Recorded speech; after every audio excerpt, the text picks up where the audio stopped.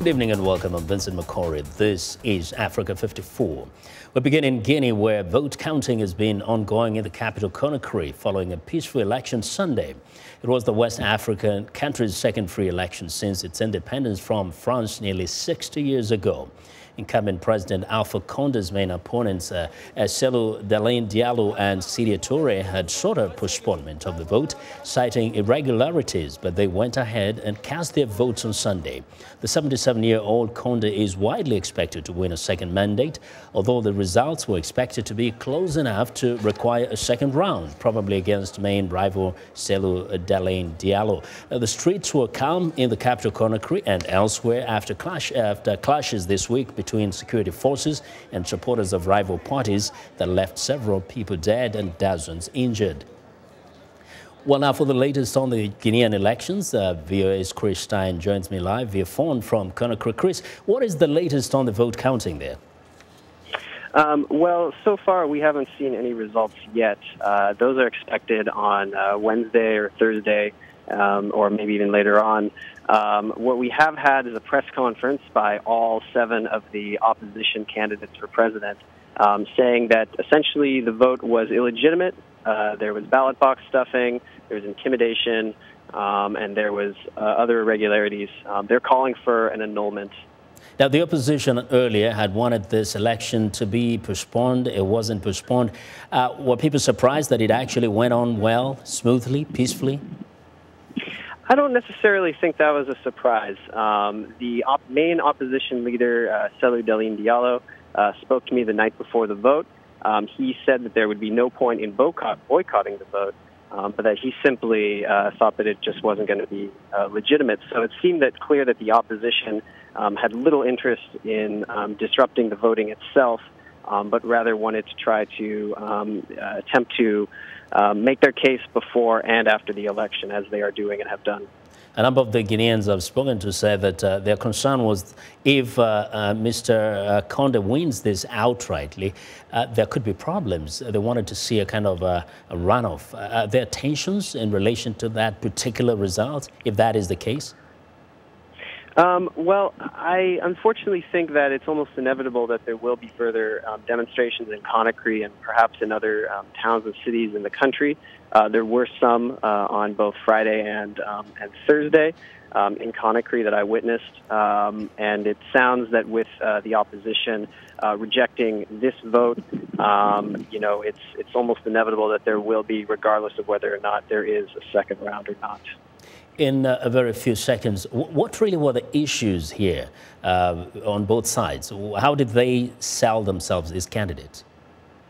Well, Mr. Conde had his years of governance as president. He had a number of construction projects, including a new dam that had been, built with, I believe, by the Chinese, and had provided, nearly 24-hour electricity to the capital Conakry.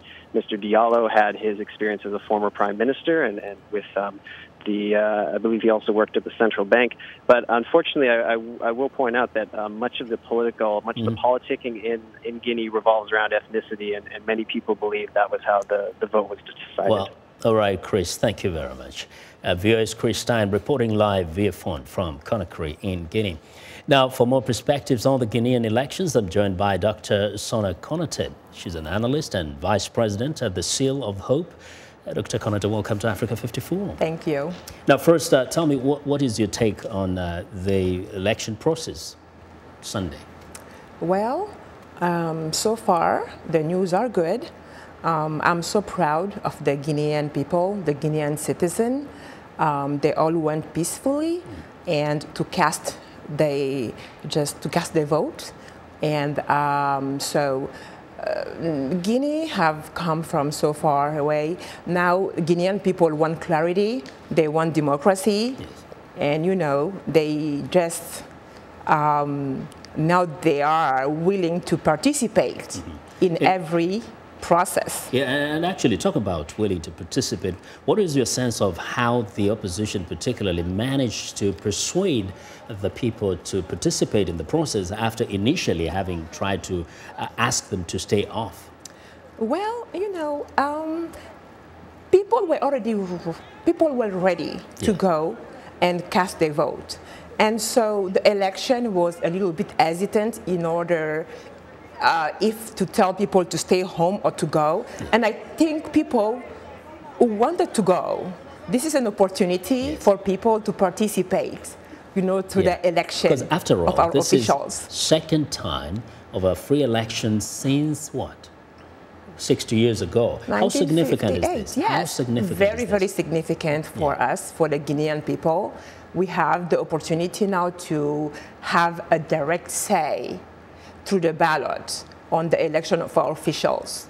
So I think people were very eager to be there, to be part of history, and Sona, they did. You know, talk about having a direct say. Some also get concerned that the focus was not so much about how they can contribute to the development of the nation or the issues that are really pertinent to their livelihoods, but it's more about the ethnicity factor, that they wanted one of their own there. Was that kind of a concern to you? Well, you know, fundamentally, Guinean people are a very united country.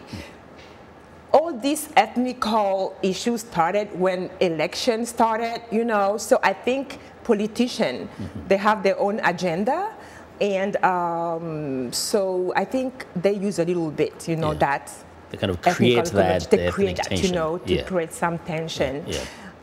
But overall, I have the feeling that Guinean people are maturing, they are mature enough, and they know that beyond all those political issues, we are still a family. Yes.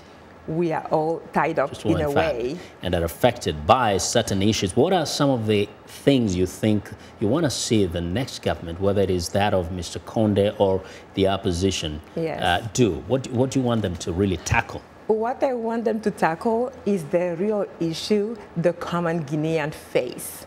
They ask for the basic human right to have access to life, to justice, to education, to healthcare, and you know, and to be able to express themselves. Now with the social media, they need to know that they will be held accountable for all the action. People are observing them, watching them every single day, so they definitely better stand behind their agenda. People will not buy smoke anymore. People know what they are doing, and we have definitely parameters to measure it every single day. So I tell our politicians to be careful, to respect our people. We put you there on your seat. We make you what you are. So please take that in account and definitely listen to the Guineans' voice, your people's voice. That's critical. And are you concerned a little bit about the results? What can happen after the results are announced? Well, I am a bit concerned, of course, because, you know, candidates have their own, you know, electorate, and I know people will try to protest anyways the results. Like in any kind of ballot, there will always be, you know, controversy. But I really hope that Guinean people will be mature enough to go beyond the different adversities and just accept peacefully the results of the ballot. Talking about hope, very few seconds. Tell me about your organization, Hope, Seal for Hope. Oh, Seal of Hope. Seal of Hope is an NGO based in Maryland, and we are trying to act in the humanitarian sector. We are trying to bring like clean water in many underserved parts of Africa. We are trying to help new immigrants coming in the United States and have a better life, start off better. And also, I wanted to say that we have our first gala on October the 16th, just to show people what we are doing. So please come and support us. Thank you. Our first gala, Seal of Hope. We'll call you back to come and tell us about this. Please, thank you so much. Thank you so much for having us. Thank you for the opportunity. You're most I appreciate welcome. it. Most welcome. Thank you. Well, Dr. Konate, Sona Konate is an analyst and vice president at Seal of Hope.